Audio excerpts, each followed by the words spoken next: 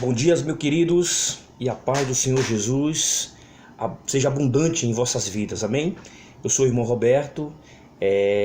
Gostaria, antes de iniciarmos esse pequeno vídeo, gostaria de pedir a vocês que se inscrevam no meu canal, Roberto PS, né? Você vai lá se inscrever no meu canal, Roberto PS, vai curtir nossos vídeos, vai dar o joinha de vocês e vai apertar no sininho para todos os vídeos que eu postar vocês recebam aí, tá bom?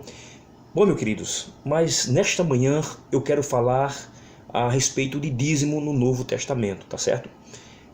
Vamos falar sobre essa questão tão polêmica, tão complexa para muitos, mas que é necessário que nós possamos conhecer na íntegra sobre dízimo no Novo Testamento. Então, olha só, muitas igrejas têm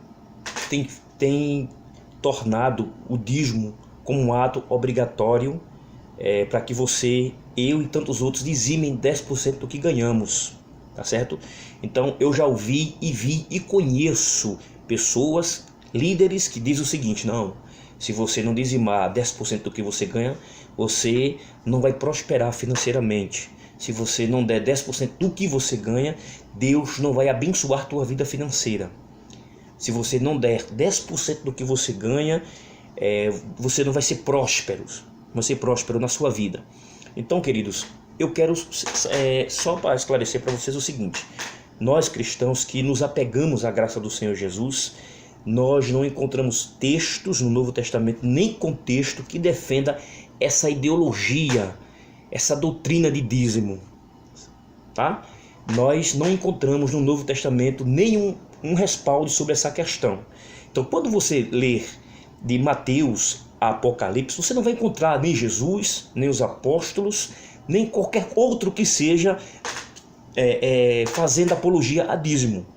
É lógico que Jesus não proibiu o dízimo, também ele não falou que era obrigatório nós darmos 10% do que ganhamos, tá certo?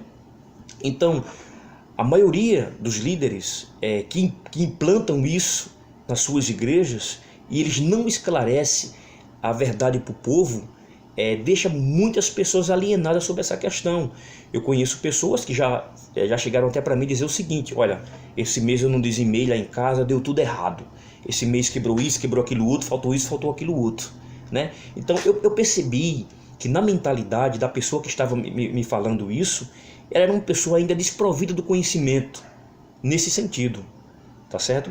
Por quê? Porque olha só, como eu falei antes para vocês, quando você lê o Velho Testamento, você vai encontrar diversos textos falando sobre a questão do dízimo, do 10% que a pessoa ganhava ali e tal, porque era um ato cultural dos judeus, né? Era um ato da cultura deles.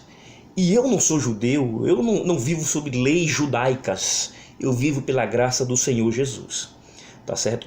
Então, como Jesus não falou sobre essa questão, nem os apóstolos, e nem o Novo Testamento nos dá respaldo sobre isso, tá? É lógico, queridos, que eu sei que dentro de uma igreja gera gastos de muitas coisas, como por exemplo energia, água, cadeira, salário do próprio pastor, do líder que está ali em frente àquele trabalho, né? Enfim, geram gastos. Mas isso não dá o direito de o líder querer implantar na mente das pessoas que ele tem que dar 10% do que ganha. Para isso ele tem que ter apoio bíblico, e ele não tem apoio bíblico para isso. Do Novo Testamento não, né? Ele não tem esse apoio. Então por que eu quero colocar na mente das pessoas que ele tem que ser obrigado a dar X, se a Bíblia não me fala sobre isso, se a Bíblia não me dá apoio sobre isso? Então, queridos, eu quero só aqui explicar o seguinte: existe uma lei no Novo Testamento. O apóstolo Paulo ele fala de uma lei que eu posso chamar de lei da generosidade, né? A lei do amor, melhor dizendo. Então, quando eu entendo que Deus ele me abençoa e tem me abençoado financeiramente, tem me proporcionado bens financeiramente, então a lei do amor faz com que eu doe para a obra de Deus não 10% do que eu ganho, tá? Não 10% do que eu ganho. mas se eu sou generoso com a obra de Deus, eu posso até doar mais. Isso sem obrigação. Isso sem aquele peso obrigatório. Não, eu tenho que dar, porque se eu não der, eu não vou prosperar. Não. Vamos tirar vamos jogar fora esse medo.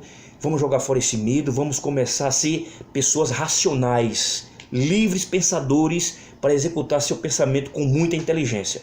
Então, eu vou falar de uma lei que está aqui escrita em 2 Coríntios, capítulo 9, versículo 6 e versículo 7. Preste atenção o que é que Paulo fala sobre isso. Diz assim: e isto afirmo, aquele que semeia pouco, pouco também ceifará. E o que semeia com fartura, com abundância também ceifará. Cada um contribua segundo tiver proposto no coração, não com tristeza ou por necessidade, porque Deus ama a quem dá com alegria. Em hipótese alguma aqui, Paulo está falando sobre 10% do que você ganha. Em momento algum aqui, Paulo está falando de que você tem que dar, de você ganhar 2.000, tem que dar R$200 todo mês. Não, Paulo está falando sobre isso, né? Cada um contribua segundo o que está em seu coração, segundo a sua necessidade. Se você puder dar R$100, dê 100.